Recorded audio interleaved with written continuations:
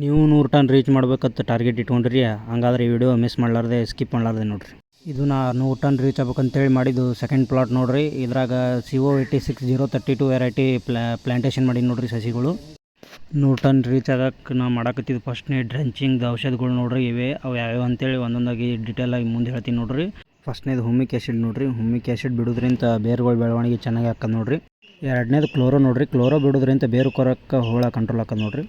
ಮೂರನೇದು ಸಾಪ್ ನೋಡಿರಿ. ಸಾಪ್ ಬಿಡೋದ್ರಿಂದ fungal disease ಬರೋದಿಲ್ಲ ರೀ ಕಬ್ಬಿಗೆ. ಇವು 3 ಜೋಡಿ ಕಾಂಬಿನೇಷನ್ ಆಗಿ 1261 ವಾಟರ್ ಸೊಲ್ಯುಬಲ್ ಗೊಬ್ಬರ ನೋಡಿರಿ. ಇದು ಒಂದು ಎಕರೆಗೆ ಇವೆಲ್ಲ ಎಷ್ಟು ಬೇಕಾಗ್ತಾವಂತ ಈಗ ಹೇಳ್ತೀನಿ ನೋಡಿರಿ. ಒಂದು ಎಕರೆಗೆ 500 ಗ್ರಾಮ್ ಹುಮಿಕ್ ಆ್ಯಸಿಡ್ ರೀ. ಹುಮಿಕ್ ಆ್ಯಸಿಡ್ ಜೊತೆ ಕ್ಲೋರೋ 250 ml ರೀ. ಒಂದು ಎಕರೆಗೆ 250 ml ಕ್ಲೋರೋ ಯೂಸ್ ಮಾಡ್ಬೇಕು ನೋಡಿರಿ. ಮತ್ತು 250 ಗ್ರಾಮ್ ಸಾಫ್ ಯೂಸ್ ಮಾಡ್ಬೇಕು ನೋಡಿರಿ. ಡ್ರೆಂಚಿಂಗ್ ಮಾಡೋಕ್ಕಿಂತ ಮೊದಲು ನೆಲ ನೀರು ಬಿಟ್ಟು ಹಸಿ ಮಾಡ್ಕೋಬೇಕು ನೋಡಿರಿ. ನೀರು ಬಿಟ್ಟು ಹಸಿ ಮಾಡ್ಕೊಂಡು ಬಳಕೆ ಡ್ರೆಂಚಿಂಗ್ ಮಾಡ್ಬೇಕು ರೀ. ಯಾಕಪ್ಪ ಅಂತಂದ್ರೆ ನೀವು ಕೊಟ್ಟಿದ್ದು ಡ್ರೆಂಚಿಂಗ್ ಬೇರೆ ತನ ಇಳಿದಿಲ್ಲ ನೋಡಿರಿ ಒಣ ನೆಲದಾಗ ಬಿಟ್ರೆ. ಇವಕ್ರ ಜೋಡಿ ಮತ್ತು 1261 2 kg ನೋಡಿರಿ. ಒಂದು ಎಕರೆಗೆ 2 kg ಗೊಬ್ಬರ ಬೇಕು ರೀ. 1261 ಒಂದು ಎಕರೆಗೆ ಎಷ್ಟು ಪಂಪ್ ಡ್ರೆಂಚಿಂಗ್ ಮಾಡಬೇಕಪ್ಪ ಅಂತಂದ್ರೆ ಒಂದು ಎಕರೆಗೆ 10 ಪಂಪ್ ಮಾಡ್ಕೋಬೇಕು ನೋಡಿರಿ. 20 ಲೀಟ್ರ್ ಕ್ಯಾನಿಂದ 10 ಪಂಪ್ ಮಾಡ್ಬೇಕು ನೋಡಿರಿ.